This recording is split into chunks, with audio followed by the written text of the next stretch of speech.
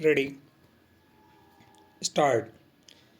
Before the High Court, the appellant strongly defended the judgment of the trial court and pointed out that the respondent had not even laid any evidence in support of her case. Full stop. The High Court, however, took the view, and we think quite rightly, that even though the respondent did not produce any evidence, no decree of divorce could be granted unless the appellant was able to prove on the basis of the pleadings and the evidences produced by him that his case was covered by section 13 under bracket 1 of the Hindu Marriage Act. Full stop. On a consideration of the materials on record, the High Court found and held that no case of cruelty could be made out against the respondent, and hence the appellant was not entitled to the decree of dissolution of marriage on that ground. Full stop. Para.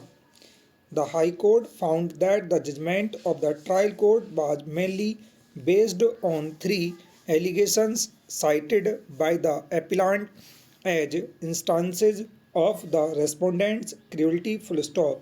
First, she put the blame on the appellant and his family members for the miscarriage suffered by her when she went to attend the marriage of the appellant's brother against his advice. Full stop. The High Court pointed out that the miscarriage would have caused the greatest distress and pain to the respondent, and instead of sympathizing with her, the appellant chose the incident to cite as an instance of her cruelty. Full stop. This showed not the cruelty of the respondent but the complete insensitivity of the appellant himself. Full stop. The High Court also observed that a marriage in the family is an occasion for rejoicing in India, in which all the family members are supposed to participate. Full stop. If the respondent had failed to go to attend the marriage of her husband's brother, then also she would have been liable to be blamed. Full stop. The High Court then took up the other allegation that the respondent did not come to attend and take care of the appellant when he was undergoing medical treatment in a hospital for the injuries caused in an accident. Full stop. The High Court found that this allegation was not part of the appellant's pleadings and the matter was introduced in course of evidence. Full stop. Para. The court observed that not being stated in the pleadings, the allegation could not be taken into consideration. Full stop. Even otherwise, apart from the oral statement made before the trial court, there was no material to support the allegation. Full stop.